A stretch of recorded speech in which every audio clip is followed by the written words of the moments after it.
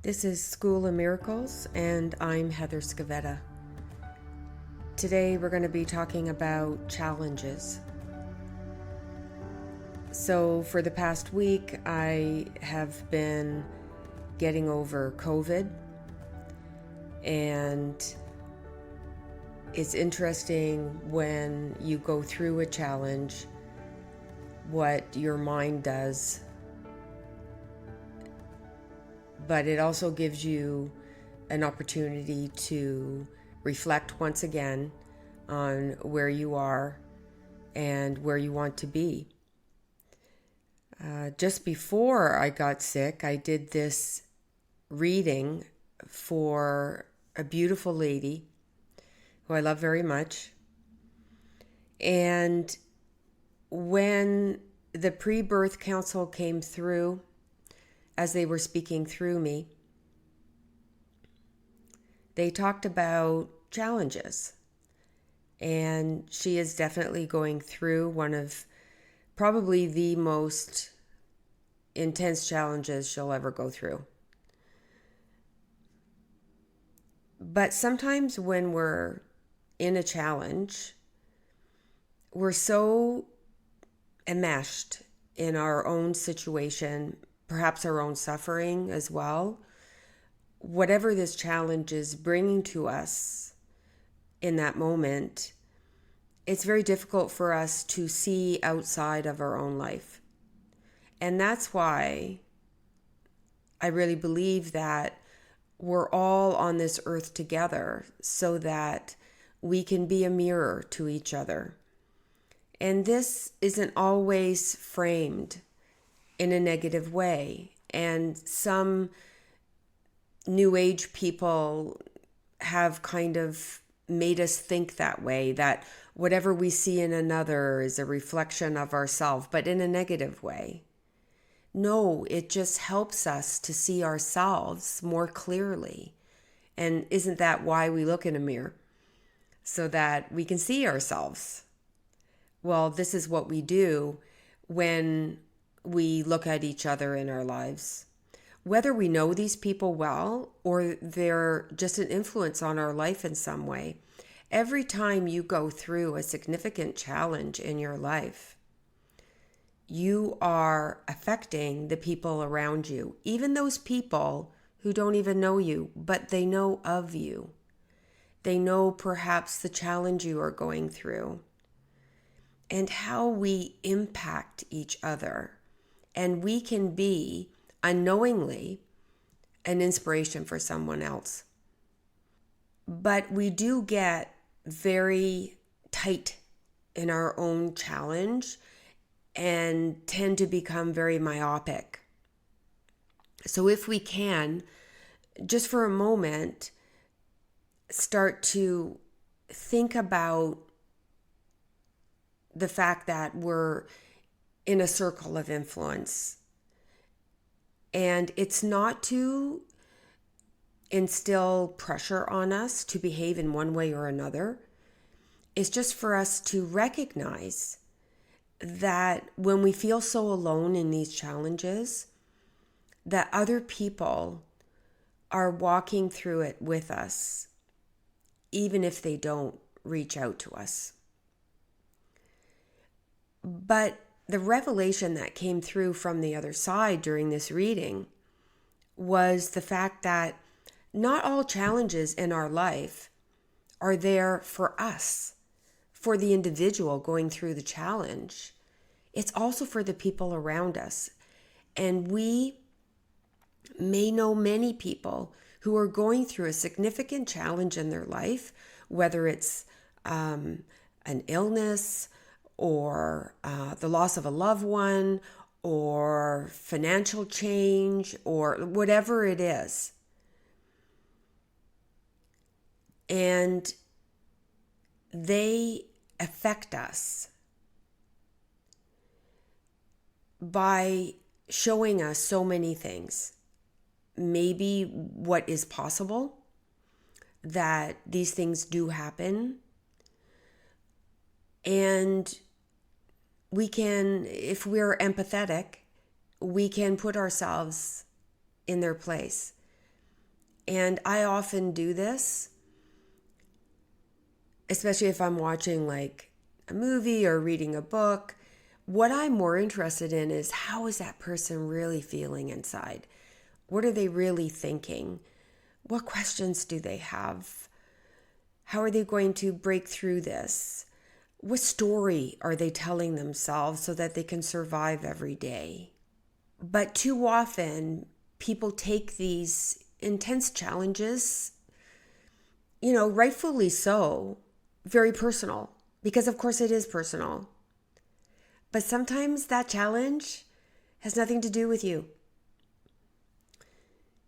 You have been given the opportunity to live through this challenge to help those around you. And what a beautiful gift you are giving to those who know you and who don't know you. I have many examples of this in my life, of people who are beautiful people who are going through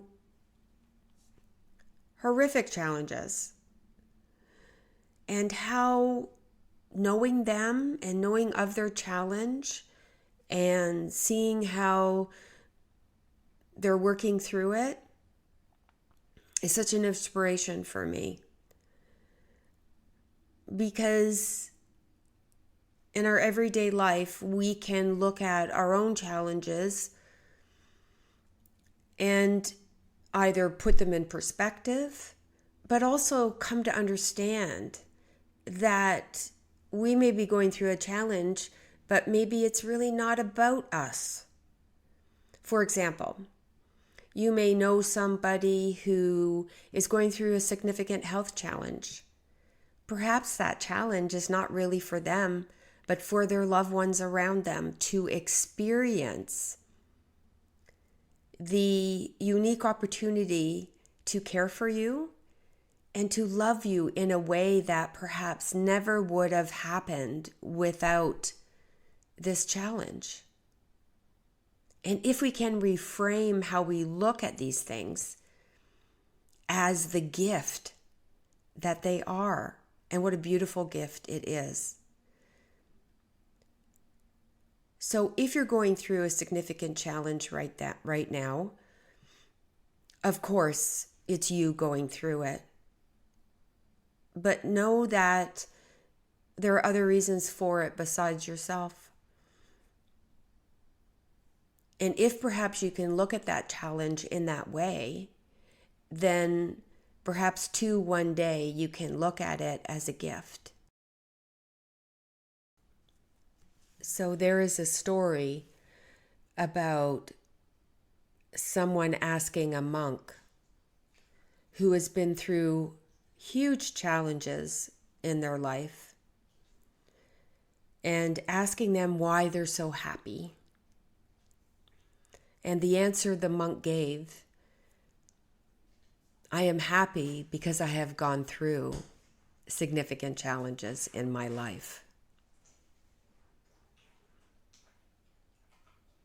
And anyone who has gone through a life-altering challenge and has survived it, worked through it, time has passed, hopefully can reflect on that time as giving them immense wisdom and experience and empathy for others who have gone through similar challenges,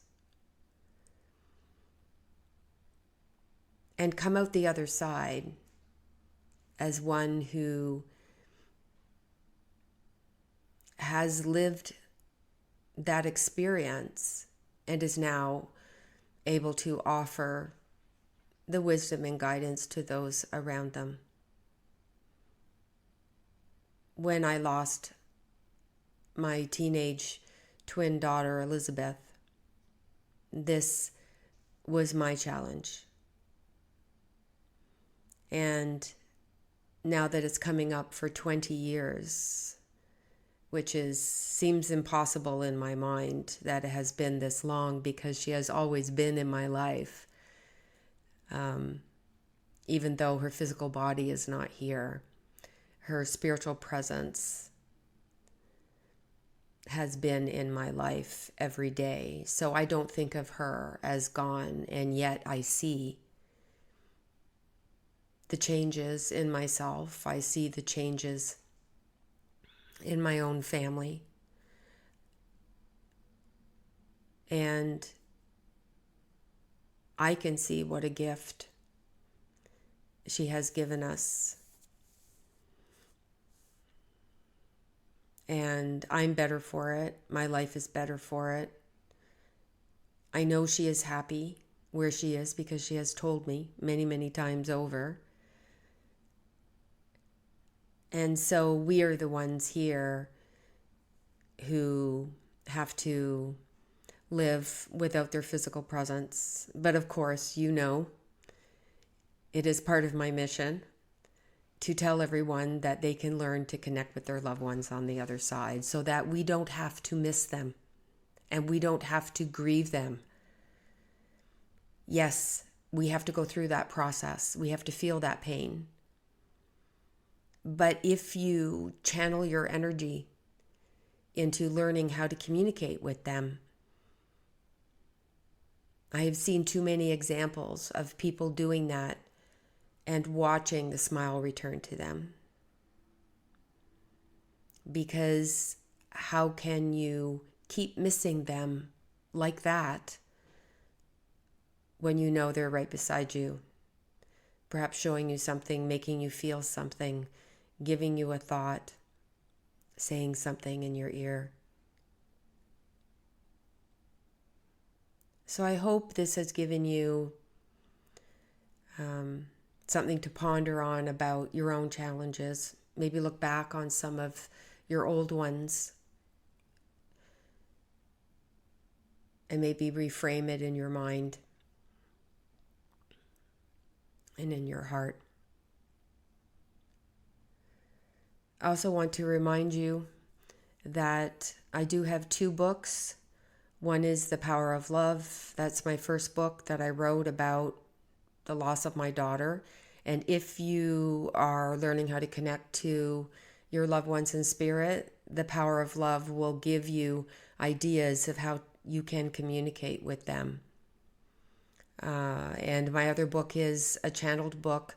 Jesus speaks about the way of the heart, how to live through your heart's guidance system, and is a great reference book of how to do that.